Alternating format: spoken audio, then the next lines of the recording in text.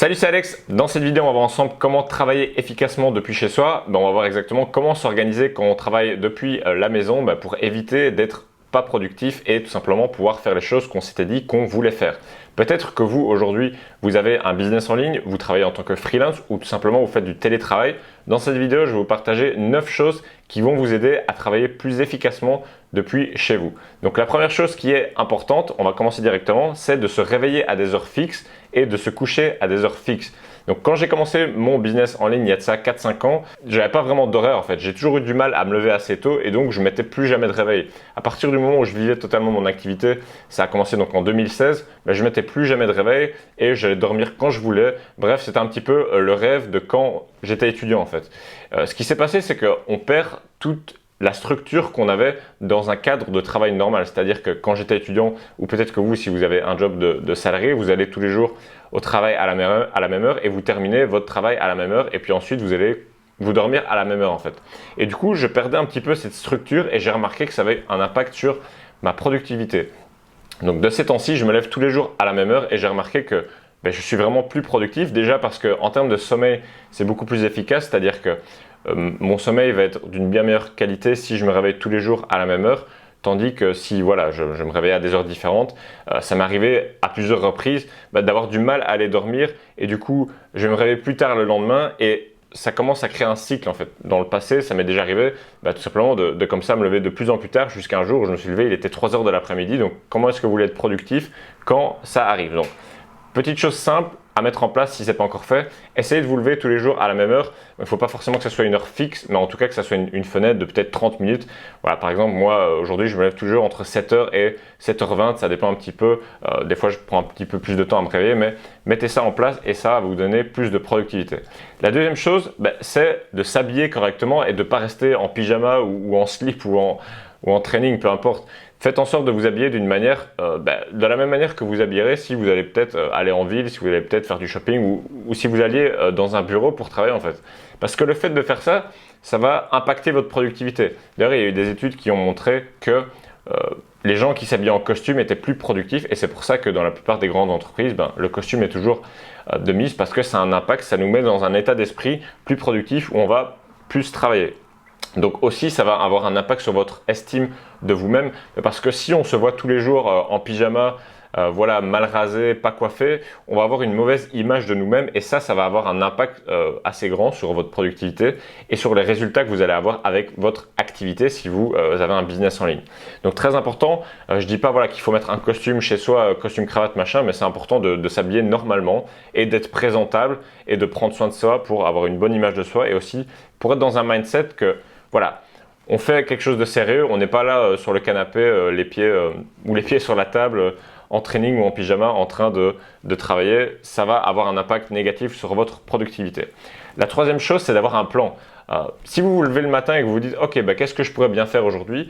Ça ne va pas être super productif parce qu'il va falloir prendre des décisions. Il faut savoir qu'on a une quantité de prise de décision qui est limitée par jour. Donc, il faut que vous ayez un espèce de plan ou une série d'actions que vous devez faire avant d'avoir commencé la journée. Donc je vous invite à faire ça la veille, peut-être la veille au soir. Moi souvent ça va être la veille au soir, quand j'ai terminé le travail que j'avais à faire pour la journée, je vais me dire ok, qu'est-ce que je vais faire le lendemain. Il y a des personnes qui font un espèce de journal où ils vont noter vraiment toutes les choses qu'ils ont à faire. Moi je vous avoue que c'est assez plus, c'est plus dans ma tête, c'est plus une idée globale, c'est juste que je me dis demain je vais faire ça ou je vais faire ça.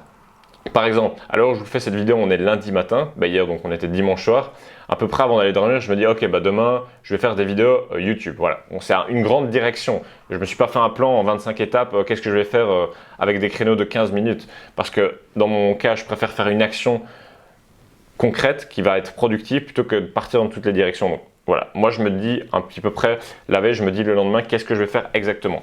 Si vous avez plein de choses à faire, vous avez plusieurs rendez-vous, etc., peut-être des appels au téléphone, vous avez peut-être des meetings avec des clients, ce genre de choses, vous pouvez planifier tout ça un peu plus en détail. Donc la quatrième chose qui est importante, c'est d'être concentré parce que je vois beaucoup trop de personnes qui travaillent avec les notifications sur leur téléphone, avec les réseaux sociaux qui sont ouverts, peut-être avec la télé qui fonctionne, avec peut-être un proche qui leur parle en même temps. Comment est-ce que vous voulez être concentré si votre cerveau est distrait par plein de sources d'informations? C'est beaucoup plus efficace de travailler 1 heure de manière très concentrée avec tout qui est coupé plutôt que de travailler 3 ou 4 heures en étant tout le temps distrait parce qu'à chaque fois qu'on va se replonger dans l'action, on va perdre quelques minutes avant que notre cerveau soit concentré sur la tâche en question et donc on va perdre beaucoup de temps en fait. Donc je ne sais pas, si vous voulez gagner du temps de travail, travailler moins pour gagner plus, avoir plus de résultats, il faut travailler de manière concentrée. Donc comment on fait ça? Moi quand je travaille, mon GSM, mon téléphone il est en mode avion, souvent je coupe le Wi-Fi, voilà, tout est coupé en fait. Je m'isole dans une pièce, je suis tout seul, je dis qu'on ne me dérange pas, donc tout simplement ça me permet de me concentrer à 100% sur une tâche. Et je me donne une tâche à faire. Vous pouvez vous mettre un chrono. Personnellement, j'aime pas trop me chronométrer. J'aime bien prendre le temps de faire bien les choses. Il ne faut pas trop se mettre la pression et se dire « Ok, je vais travailler 10 heures par jour ». C'est mieux de travailler 2 heures par jour de manière efficace que de travailler 10 heures par jour de manière distraite. Enfin, sauf si vous faites du télétravail et que vous avez un emploi de salarié et que votre patron vous dit voilà, il faut faire telle ou telle chose. Mais si vous travaillez pour vous et que vous êtes peut-être freelance ou que vous êtes entrepreneur, vous avez un business en ligne, c'est beaucoup mieux en fait de travailler 2 heures par jour de manière très efficace, avec tout de coupé, avec une concentration, un focus intense, plutôt que de travailler 10 heures toute la journée et être en même temps sur Facebook, sur Instagram, regarder une vidéo YouTube et en même temps faire un truc. Bref, c'est mieux d'être concentré. Et je vous dis ça parce que j'ai testé les deux approches. Ça m'est déjà arrivé de travailler 50 heures, peut-être même 60 heures par semaine pendant plusieurs mois. Et ça m'est déjà arrivé aussi de travailler peut-être quelques heures par semaine pendant plusieurs mois. Et ce que j'ai remarqué, c'est que le moment où j'ai gagné le plus, c'est le moment où j'ai travaillé le moins. Donc c'est un petit peu contre-intuitif, mais qu'est-ce que j'en ai déduit? Le fait de travailler énormément sur un sujet, sur un business, sur peu importe, ça va vous mettre en fait une certaine pression mentale, ça va vous créer de l'anxiété en fait. Donc ça c'est quelque chose que j'ai remarqué, qu'on est trop focus, enfin qu'on veut trop en fait atteindre un objectif et qu'on se dit je vais travailler 10 heures par jour, je suis super motivé, je vais faire ça et ça, je vais travailler comme un malade. Ce qui se passe en fait, c'est que on va trop se mettre la pression, on va penser que à ça toute la journée et au final, ça va créer de l'anxiété, ça va nous peser sur la conscience. Peut-être quand on va aller dormir, on va penser à ça, on va peut-être mal dormir, etc. Et ce qui va se passer, c'est que cette anxiété, ça va créer un stress et ça va créer le fait qu'on va prendre des mauvaises décisions. Et donc, le fait de prendre des mauvaises décisions, ça va avoir un impact sur les résultats que vous allez avoir. Donc, un conseil pour avoir testé la semaine de 4 heures et la semaine de 60 heures, je ne dirais pas qu'il faut aller jusqu'à la semaine de 4 heures, mais c'est mieux de travailler 2-3 heures par jour de manière concentrée plutôt que de travailler comme un malade et au final ne rien accomplir. Parce que quand on a beaucoup de temps, on va se poser beaucoup de questions, on va travailler sur des choses qui ne sont pas forcément utiles, tandis que quand on n'a pas beaucoup de temps, on va se concentrer uniquement sur l'essentiel. Et le repos a aussi une partie importante dans le travail parce que le fait de vous reposer mentalement, ça va faire en sorte de créer du travail de meilleure qualité. Peut-être si vous créez du contenu, le fait de vous reposer et peut-être de lire des livres ou peut-être d'aller faire un tour dehors ou ce genre de choses, ça va vous aider indirectement à créer du meilleur contenu parce que vous aurez l'esprit plus reposé et vous pourrez comme ça faire du meilleur travail. Je vous invite d'ailleurs à lire le livre Deep Work de Cal Newport qui parle de comment faire du travail profond entre guillemets. C'est un livre qui est assez intéressant. Je ne sais pas s'il est disponible en français, peu importe. La cinquième chose pour être productif et travailler efficacement chez soi, c'est de faire des activités manuelles ou peut-être du sport. Ça peut paraître un petit peu contre-intuitif. On peut se dire voilà, moi je veux gagner de l'argent, je veux travailler, je vais être sur mon ordinateur toute la journée, je vais accomplir des choses, je vais mettre des actions en place, etc., etc. Mais c'est important de faire des activités manuelles parce que l'être humain n'est pas conçu pour rester assis 8 heures par jour sur une chaise à travailler sur un ordinateur. C'est malsain, j'ai envie de dire. Donc, il faut que si ce n'est pas quelque chose qui est déjà dans votre quotidien, il faut que vous incorporiez ça à votre quotidien. Donc, il y a plusieurs manières de faire ça. Ça peut être de faire du sport, ça peut être de marcher, ça peut être d'aller courir, ce genre de choses. Mais aussi, ça peut être des activités manuelles assez simples de la vie de tous les jours. Bon, ça peut être faire la cuisine, ça peut être peut-être pas faire le ménage parce que c'est pas le truc le plus intéressant, mais essayez de trouver une activité manuelle que vous pouvez faire chaque jour qui va faire en sorte que vous bougez votre corps et que vous ayez un travail physique. Parce que si vous faites du travail intellectuel toute la journée, vous allez être épuisé mentalement et donc c'est important d'avoir un certain équilibre entre le travail intellectuel et le travail manuel. Donc personnellement, souvent je vais marcher entre une demi-heure et une heure. Si je ne vais pas faire de la marche, je vais faire du sport chez moi. Ça peut être des exercices cardio, ça peut être de la musculation. Ou si je fais aucun de ces deux choses-là, souvent je vais faire de la cuisine parce que c'est quelque chose qui m'intéresse et qui me passionne. Donc je le fais, pas par obligation. Je pourrais très bien aller manger au restaurant tous les jours, mais je le fais parce que je trouve ça intéressant. Et puis ça me permet aussi de me déconnecter du travail. Et c'est quelque chose d'assez créatif avec lequel je prends pas mal de plaisir parce que on peut créer c'est un petit peu comme créer des vidéos. On va prendre différents ingrédients, on va créer quelque chose en partant de zéro et donc moi je fais ça. Peut-être que pour vous c'est la couture ou peut-être que pour vous c'est, je sais pas, peu importe. À vous de trouver une activité manuelle, un truc que vous pouvez faire tous les jours et que vous pouvez incorporer à votre journée. Une sixième chose à prendre en compte, ça va être la nutrition. Si on travaille depuis chez soi, on peut se dire c'est génial, voilà, je vais me faire un gros déjeuner, et après à midi je vais me faire une grosse pizza et puis à 4 heures je vais peut-être me manger un cake. Le problème avec tout ça, c'est que la nourriture que vous allez manger, ça va avoir un impact énorme sur votre productivité. Parce que tout simplement, la digestion, c'est une des choses qui prend le plus d'énergie dans le corps humain. Et donc si vous mangez un repas qui n'est pas très digeste, votre corps, toute l'énergie que vous avez, elle va être concentrée pour digérer en fait. Comme vous travaillez, vous ne voulez pas que toute votre énergie elle soit consacrée à la digestion. Donc c'est important d'avoir une nutrition qui est adaptée à ça et de faire en sorte de manger des aliments qui sont digestes. Donc les choses qui sont les plus digestes pour l'être humain, ça va être des légumes, ça va être des fruits, ça va être des choses qui ne sont pas transformées. Donc ça peut être voilà, peut-être que vous vous levez, au lieu de manger 5 pains au chocolat et une tartine avec de la confiture et du beurre et ce genre de choses, vous pouvez très bien manger peut-être une banane, peut-être une petite salade de légumes assez simple, quelque chose qui est simple à digérer. Personnellement, qu'est-ce que je vais manger? En général, je vais faire le jeûne intermittent jusqu'à à peu près midi, donc c'est-à-dire que je ne vais pas manger avant midi, 13h.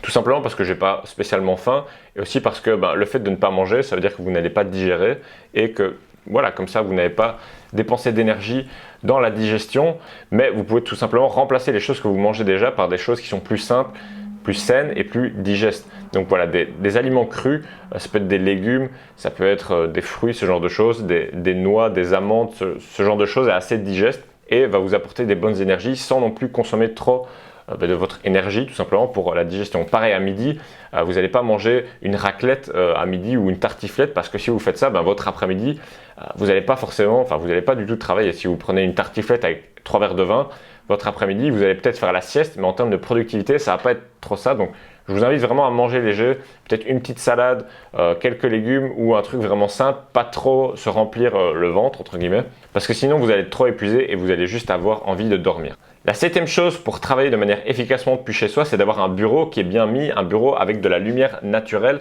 C'est quelque chose qui va vraiment vous aider à travailler de manière efficace. Donc à l'heure où je vous parle, je suis dans mon bureau, voilà, j'ai des fenêtres qui sont juste en face de moi et aussi j'ai une vue en fait. Je vous déconseille de mettre votre bureau contre un mur blanc ou dans un coin parce que c'est pas quelque chose de très inspirant et c'est pas un endroit où on se sent bien. Vous voulez faire en sorte de bien vous sentir à votre bureau parce que ça va être vos lieux de travail et vous allez passer pas mal de temps là. Donc c'est intéressant de l'optimiser. Ça peut passer par acheter une bonne chaise de bureau où vous n'allez pas avoir mal au dos. Ça peut valoir la peine d'investir plusieurs centaines d'euros dans un bon bureau, dans une chaise de bureau parce que si vous pensez à tout l'impact que ça va avoir sur les prochaines années que vous allez travailler depuis cette chaise de bureau, même si votre chaise fait en sorte que vous travaillez 5% mieux, ça va avoir un grand retour sur investissement en fait. Donc faites en sorte que l'endroit où vous travaillez soit agréable, que voilà, il y ait de la lumière naturelle, que ça soit calme, qu'il n'y ait pas de distraction, qu'il n'y ait pas de bruit. Et d'avoir un bureau qui est optimisé et aussi d'avoir une bonne chaise de bureau et d'avoir une vue, c'est-à-dire que si vous n'avez peut-être pas une énorme vue, vous pouvez vous mettre dos au mur et faire en sorte d'avoir de la profondeur dans la pièce et de voir quelque chose devant vous, de ne pas être en face d'un mur blanc. Ça c'est un petit peu près le pire setup qui puisse arriver en termes de bureau. La huitième chose qu'il faut faire pour bien travailler depuis chez soi, c'est de prévoir des moments où on est off en fait. Parce que le piège quand on travaille depuis chez soi, c'est que on travaille tout le temps. C'est-à-dire que ça m'est arrivé des périodes où je travaillais vraiment du moment où je me lève jusqu'au moment où je me couche, de manière intermittente, mais c'est toujours un petit peu présent.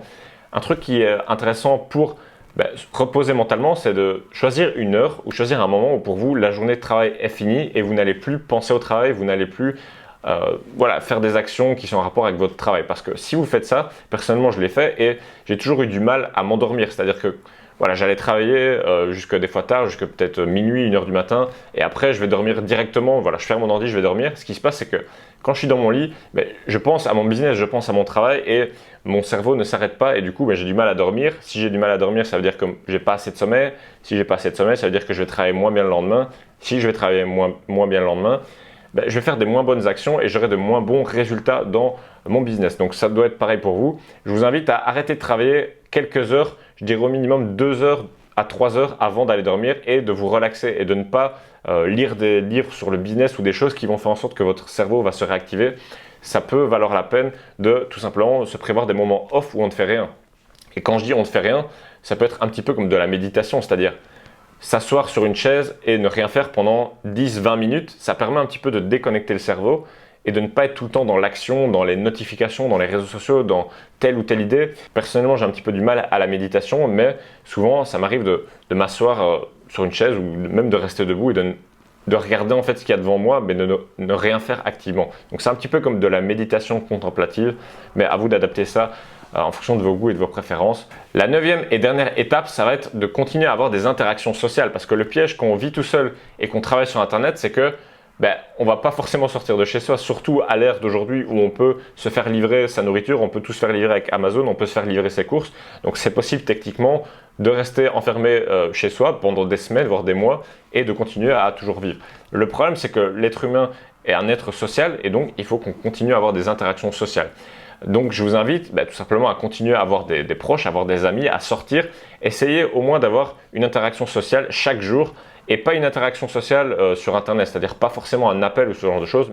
Je vous invite à sortir, à aller au restaurant avec un ami, peut-être aller voir votre famille, peut-être aller voir vos voisins, peu importe. Essayez de trouver des activités sociales, ça peut être aussi en rapport avec votre activité sportive, peut-être que vous aimez bien faire un sport d'équipe, peut-être que vous aimez bien faire du golf, vous pouvez aller manger avec vos amis du golf, peu importe. Je vous donne des exemples, mais important de continuer à avoir des interactions sociales parce que sinon, si on reste tout seul chez soi, on va avoir tendance à plus facilement déprimer et on va avoir tendance à plus facilement perdre la motivation de travailler si on reste tout le temps chez soi. Donc voilà, c'était vraiment les 9 choses importantes. C'est un peu mon retour d'expérience après toutes ces années pour avoir travaillé depuis chez moi depuis plus de 4 ans maintenant. C'est les choses que j'ai remarquées en fait qui m'impactaient et qui faisaient en sorte que j'étais plus productif. Donc si vous aujourd'hui, vous voulez gagner votre vie depuis votre canapé, depuis chez vous et travailler comme ça et être votre propre patron, j'ai décidé de créer une formation offerte, donc c'est totalement gratuit et vous pouvez avoir accès à cette formation qui va vous expliquer exactement comment créer un business en ligne en partant de zéro. Vous allez pouvoir transformer les compétences ou une passion que vous avez déjà en un business qui vous permet d'être libre et qui vous permet de très bien gagner de votre vie. Et vous pouvez faire tout ça en fait depuis chez vous. C'est ce que je fais depuis 4 ans et ça m'a permis comme ça d'être indépendant financièrement. Et tout simplement dans cette formation, je vous partage exactement comment j'ai fait et comment vous pouvez faire la même chose. Le lien pour accéder à tout ça se trouve juste dans la description. Ça sera tout pour cette vidéo. Je vous dis à très bientôt pour la prochaine. Ciao, ciao.